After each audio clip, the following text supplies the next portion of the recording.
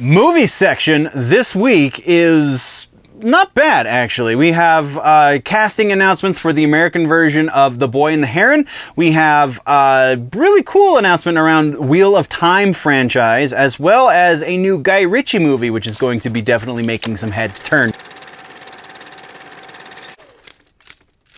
Welcome, nerds, to the movie news for the week. This is where we're going to be talking about all of the nerdy and or pop culture related movie news that we can get our grubby little hands on. So like if it's been announced, if there's a new trailer, if there's casting, all of that's gonna be here. So let's get into that, shall we? So let's start with follow-ups and corrections.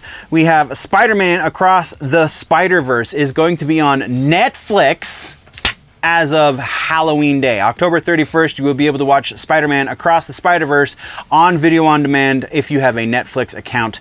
That is the one follow-up, or no, that's the first follow-up. The second follow-up is Studio Ghibli, Boy and the Heron. The most recent Studio Ghibli film has announced its American voice cast. The cast is as follows, and I'm going to mispronounce the Japanese names, and I apologize. But Christian Bale has been cast as SHOICHI MAKI.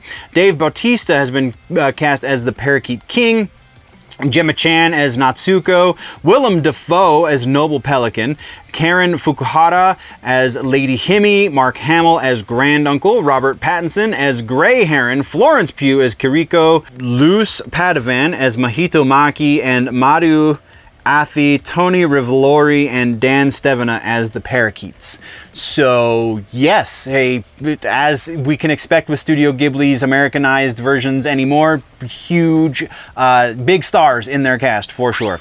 Then that's what we got for follow-ups and corrections. Let's talk now about trailers. We got a couple of pretty great ones. Avengers Code Red, the Lego Avengers movie, got a new trailer this week. Looks pretty great. We got our first taste of Summer Vacation Wolverine. I have at least 2 different iterations of that artwork. I have a piece of the art. I also have the trading cards. This, I mean, that just brought all the nostalgia feels for sure. So there's some member berries wholeheartly in this. Let's hope they don't rely exclusively on the member berries, but either way, lots of fun to watch the trailer if nothing else. Then we're finally getting in, we're getting into Christmas movies. Best Christmas Ever, Netflix's big Christmas release. Got a trailer this week. It is going to be starring Brandy, Jason Biggs, and Heather Graham. Netflix is apparently becoming Lifetime with a budget, it would seem, based off of this trailer. I don't know, go check it out. Let me know what you think. Our next one is an A24 movie called Occupied City. This is not horror from A24, which whenever they do that, it just seems strange and out of place, but they do it plenty, so it shouldn't. But this is a historical documentary from Steve McQueen, I don't think there's any fictionalization, but there is some dramatization involved with it, so it seems very interesting. It has to do with World War II, so if you are a World War II buff or a Steve McQueen buff, because both of those things exist, this is going to be right up your alley. Or if you just are super intrigued by stuff that A24 puts out and they decided to put their brand of quality on, yeah, go check out the trailer for sure. And our final trailer has to do with another Netflix movie. I didn't realize that, honestly. Netflix movie called Leave the World Behind. The brief synopsis is, when an idyllic getaway suddenly erupts into chaos, trust unravels fast. Leave the World Behind, starring Julia Roberts, Mahershala Ali, Ethan Hawke, Myha'la, and Kevin Bacon, will be on Netflix December 8th. So they dropped this one a little over a month in advance. Seems to be like a good strategy for a trailer, but the trailer in and of itself is just interesting. So go check it out for sure. And then that's what we got for trailers. Let's talk about some regular ass news. We have The Wheel of Time getting a prequel. It is going to be from Jay Oliva. Oliva, maybe is how you say that. I apologize. But Jay has done previous work with DC Animation Studios as well as Marvel Animation Studios, has given us some of the best stuff in both of those houses. He is the guy responsible for Batman The Dark Knight Returns, both 1 and 2. He also did the Justice League War, Batman Assault on Arkham, etc., etc.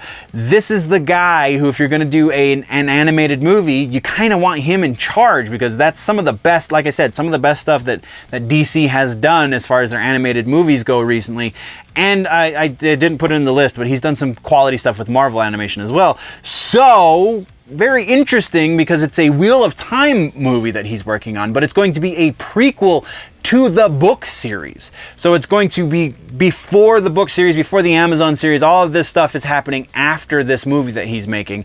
And so I don't know that this has happened before. I don't know if there's source material for him to pull from aside from anything just noted in the book series about what happened in the before times. So intrigued, very much want to see what comes of this. That's all we've got though, so let's move over to Guy Ritchie. And Guy Ritchie is one of the last living auteurs, so we gotta talk about him because movie nerds, you know, you gotta have some sort of appreciation for that. But Guy Ritchie is doing a new film with Jake Gyllenhaal, Henry Cavill, and Eiza, I think is maybe how you say her name, Gonzalez, that is said to be an Expendables-like movie, which is very strange. Just means lots of action, I would imagine. The Lionsgate has picked up the distribution rights for it, so it will be seeing theaters.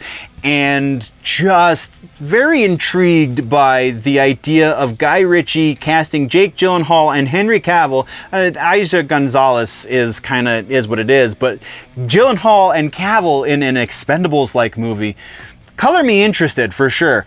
That's what we got, though, for regular ass news. Let's talk about our suggestion for the week. Best Halloween horror movie, whatever. Best horror movie ever freaking made. John Carpenter's Halloween 1978. This is the slasher to end all slashers. Everyone has tried to imitate this, including other Halloween movies, and very dramatically failed. You cannot get a better slasher movie than this, save for, you know, things that are just borderline slashers like Terminator or Alien.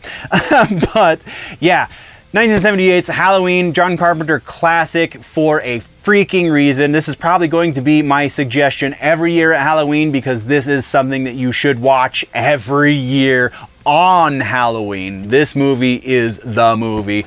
Check it out. Halloween is your suggestion this week. And once again, nerds, this is just a clip from the main show, The Weekend Nerddom, over on the main channel, youtube.com/generallynerdy. Go check that out for the entire episode, or just stay tuned here for other news related to nerdy pop culture stuff and just random fun little bits. Before we head out, always remember that if it's generally nerdy, it's probably here.